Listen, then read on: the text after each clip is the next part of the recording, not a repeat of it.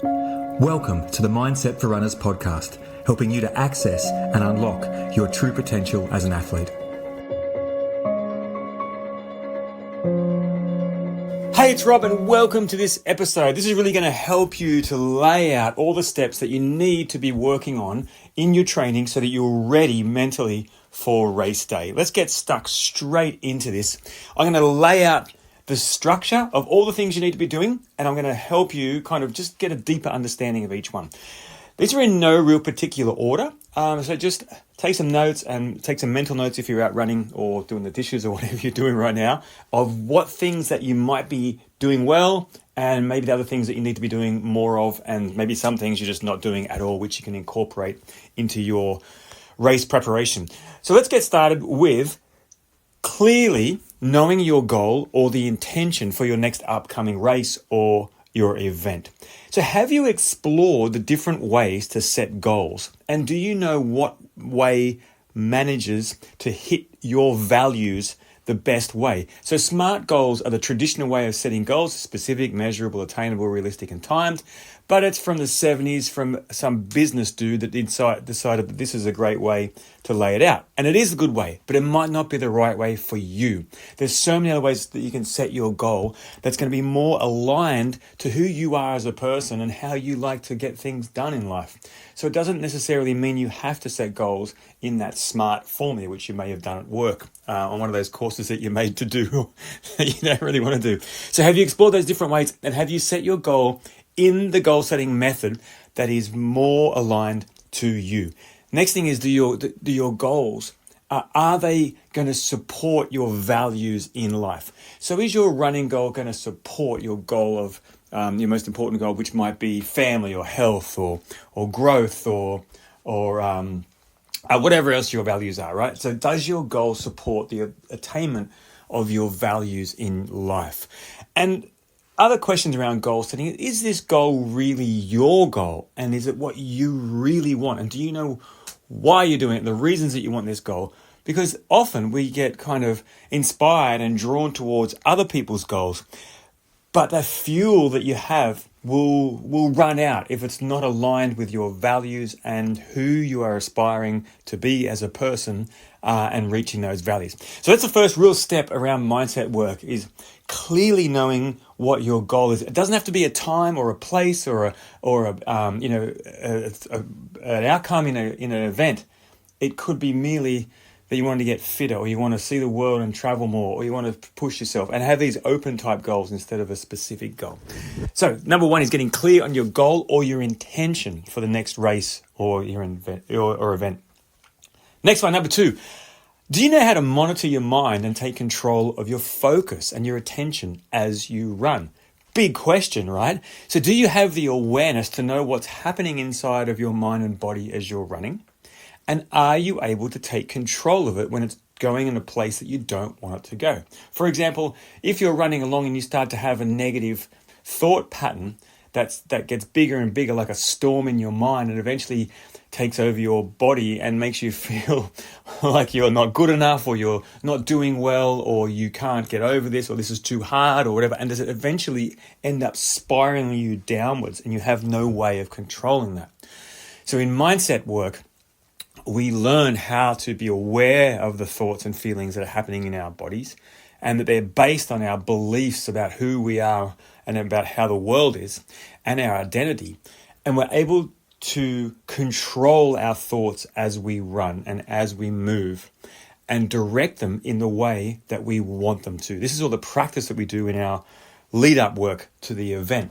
And when we're controlling it, can you control your focus? Your attention and your focus is critical as you're performing.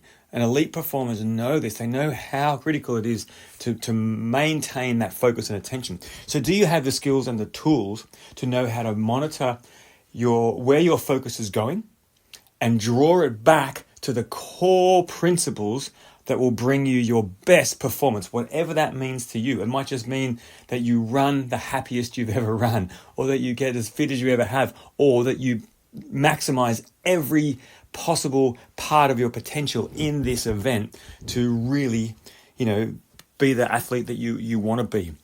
And so we learn how to monitor and take control of our focus and attention. And my question is, do you know how to do that? Do you know how to run mindfully and get out of your head and get connected to the environment that you're in and to your body as you're running, to stop burning glucose through using thoughts and relax and be centered in your body as you run? And do you have a practice to keep you in that mindful state of awareness?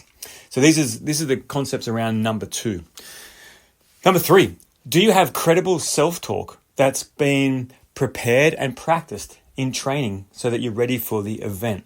Okay, the way we talk to ourselves is so critical, not just in our running, not in our training or our racing, but in everyday life. But do you have those key phrases and even mantras that you can use as you're running that your brain accepts and not rejects, because they're based on that credibility of who you are, what you've done in the past, that your brain can actually say, yes, I believe this self-talk because I've done this, this, and this in the past. So are you practicing that self-talk as you're training, as you're going through life, so that it's there ready to go when you need it in that specific part of the race? Having this self-talk prepared and practiced is another critical point for you, that when you draw it out and you bring it out in the race, it lands and it does what you want it to do, which is most likely increase your confidence and increase your performance mindset and state, to put you in that state that you want to be in, whether it's getting through a tough part of the race or motivating yourself when you're maybe you're dropping in motivation, getting yourself back on that, but bringing yourself back up to the energy that's going to bring your best performance. Next one, number 4, do you have a visualization practice and protocol? So also called mental imagery in sports psychology. Are you using imagery to get you prepared for your next event? Or are you unknowingly using imagery that's making you unprepared and anxious before your next event? So what I mean by that is, do you have a protocol of how you visualize your next race exactly, and how many times a day or a week you are actually going to practice this visualization? Or are you, again, unwillingly and unknowingly using negative visualization to continually show you images and movies in your mind, or feelings and thoughts in your mind of things that you don't want to have happen in your next race? And is that the practice that you're doing? So it's important to learn how to use mental imagery to build your confidence and preparation to show your brain and body what you are going to be doing, because the brain does not know the difference between that imagery that you're showing and the reality of actually doing it. I know that sounds weird, but this is all about sports psychology research. So when you can show your brain what you want to be doing and how you want to be doing it, and the state that you want to be in, and the frame of mind you want to be in, the mindset you want to take into that event, and show it over and over and over in your protocol of your mental imagery, when it actually is time to perform that, your brain will say, I know this, I've been here before, there is nothing to fear and doubt, I've seen this happen in the past, and I feel like I can progress forward. It takes away the brain's fear center when it's actually happening, which will put you into a state of avoidance rather than wanting to do it. Critically important. So visualization or mental imagery, having that practice in your life and a protocol of how you use it, is the next thing. Number 5, do you know the energy that you're going to bring to the event? And this might sound a bit weird, but what energy do you need to be in to bring out your best performance? Do you need to be all pumped up and absolutely, like pinging before your 100-meter sprint? Or do you need to bring a more relaxed and grounded and calm energy for your longer run, right? And do you know which energy is your best performance energy? And it will change over a longer race or an endurance race. You're going to need to know the different energies you want to bring to different times of the race, and different types of terrain, and even different times of the day. And these energies are so important for you to know, because if you go to the wrong energy at the wrong time, you can either underperform or you can burn yourself out. So having these energies pre-planned and practiced in the race is going to bring out your best performance. Secondary to that is, can you manage your energy and emotion as you are performing? So if somebody goes past you in a race and you feel compelled to chase them, is that aligned with your race plan? And is that energy you want to perform in? Or do you have the wisdom to say, I know that person's gone past me, I know my race plan, I know my best energy, and I'm going to either stay at this pace or I am going to chase him. And that needs to be something that's practiced before the race, so that it's not made up in the race and you fail to execute your race plan because you got sucked into somebody else's race plan.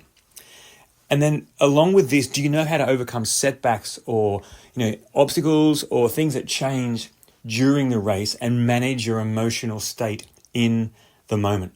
Do you have the skills to be able to do that? So this all comes under that energy management of knowing how you're going to approach the race and the intention and the energy that you're going to bring to every stage of the race, or maybe every checkpoint of the race, or terrain based or time based, or however your race is. But do you have the ability to shift into the energies and you know how to access each one?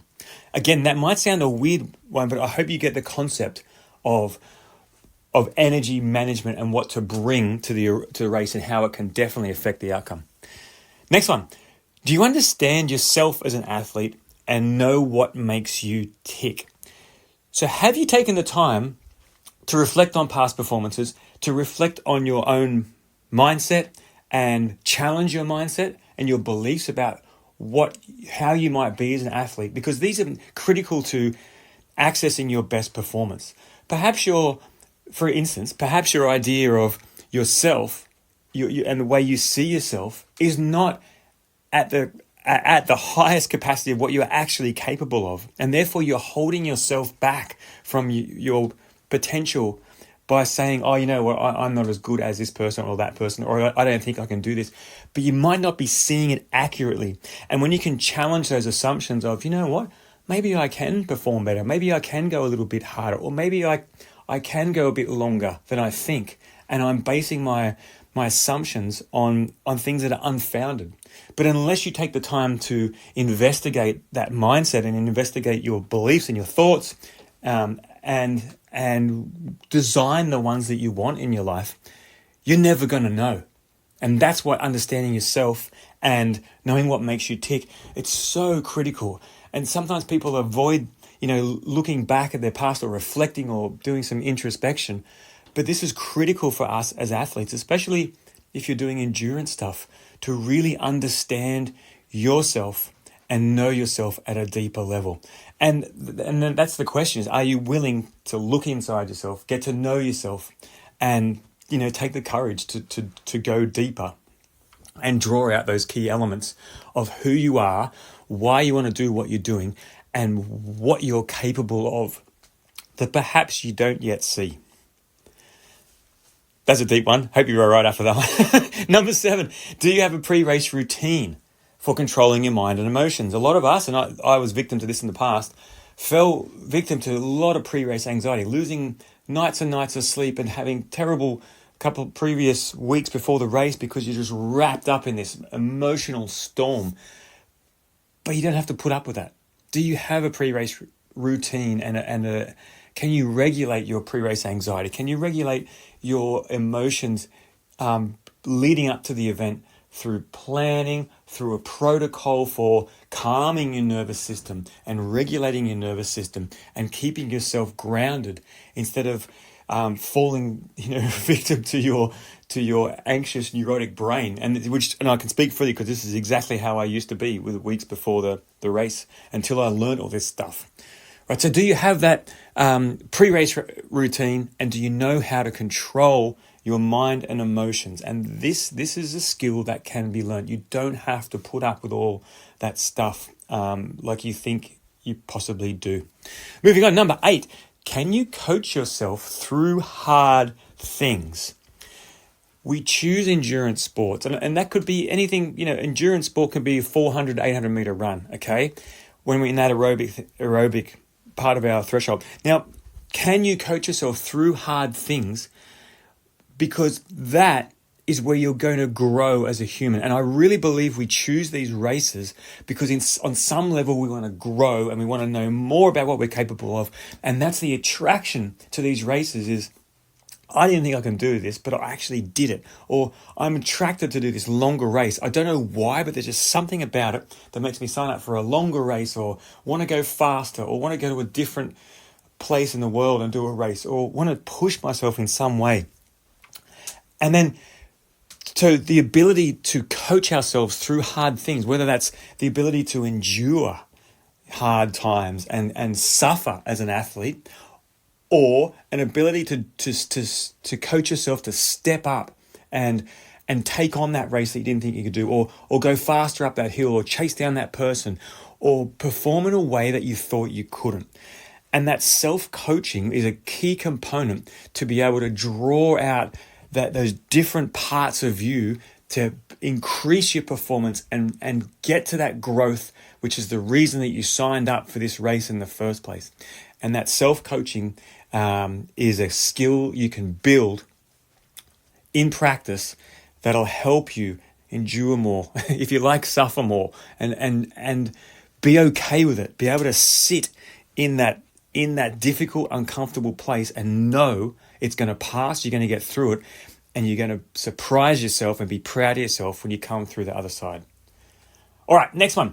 Do you know the components of your best performance and how to access them and bring them out?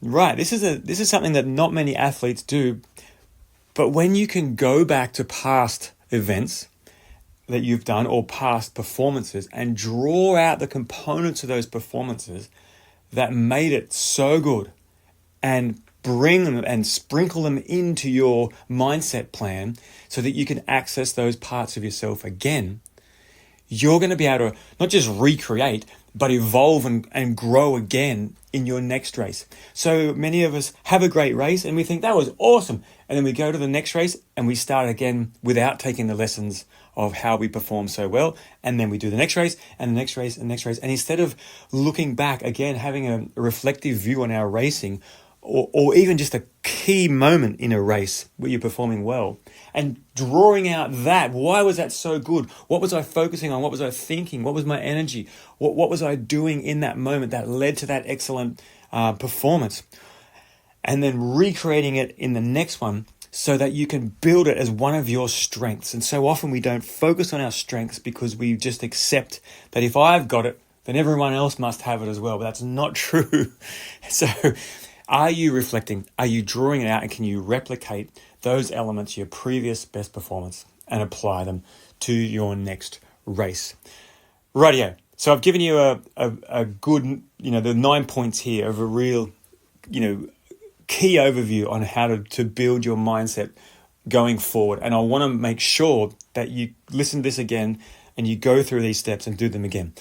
If you want more information on this, this is exactly how our Mindset for Runners course is built and structured right through all these points. You'll cover all these on the online program with support from me doing masterclasses and check-ins and messages, and you'll have direct access to me. So if you want to learn more about the course, go to robmasonruns.com.au. You can learn more about the course there. You can enroll in the course. Our next course is starting in a few weeks, so you can be part of the next class.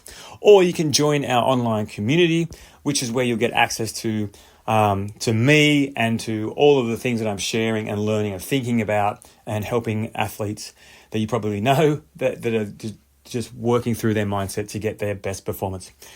All right, so you can just go to robmasonruns.com.au and I'll also put that into the show notes. I hope you got something out of this episode. I just want to leave you with one last little thing.